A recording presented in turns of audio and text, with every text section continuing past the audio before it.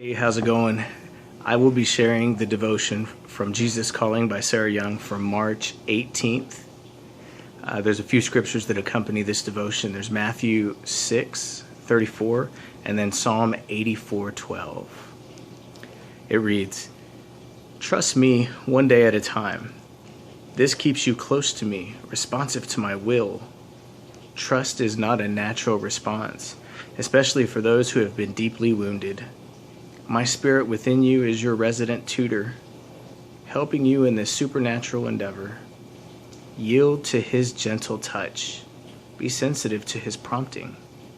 Exert your will to trust me in all circumstances. Don't let your need to understand distract you from my presence. I will equip you to get through this day victoriously as you live in deep dependence on me. Tomorrow is busy worrying about itself. Don't get tangled up in its worry webs. Trust me one day at a time." That's all we can do, is take it one day at a time. I know that I fall victim of trying to plan everything out, and a friend told me one time, if you want to hear the Lord laugh, tell him what you have planned.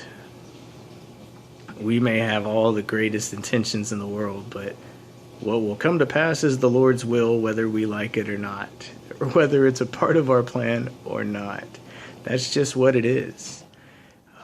I think that we have an issue with wanting to control things. And that's a pride issue, usually. We're proud of our abilities. And we may not think that. We may not look in the mirror and say, you know what? I am proud of my abilities to control things. Maybe it's just a power trip. Who knows? We're all different. But I'll tell you that one thing that is not different about all of us is that we each have 24 hours in a day. And once that 24 hours is up, it's the next day. Period. That is the same for all of us.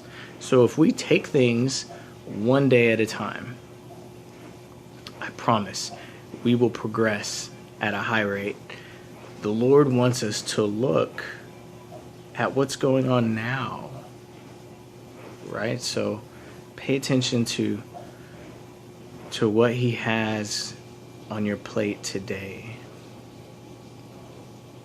Sometimes it seems like our plate is full.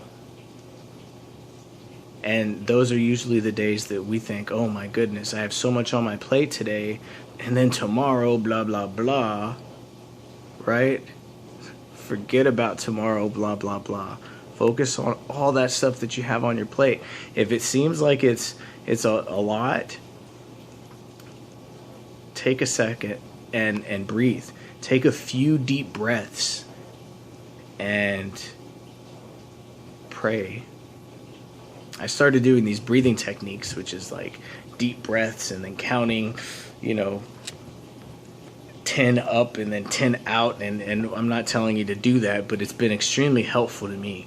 So I start getting overwhelmed, or even better, I'm not overwhelmed. I choose to walk outside and, take 5 minutes to just breathe and to focus and to tell God thank you.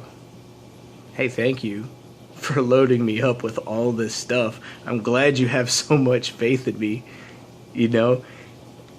Why would you not? Talk to your Father. He wants to hear from you.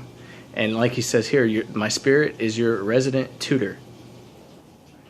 Like, if you only knew how powerful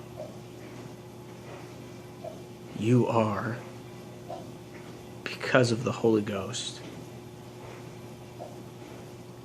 You have to have faith. You have to believe. The first step is believing. Because with God, all things are possible. I challenge you to believe. Or at least have a desire to believe. And with that desire to believe, pray. And ask the Lord to help you. I promise you he will. Peace be with you today, my friends.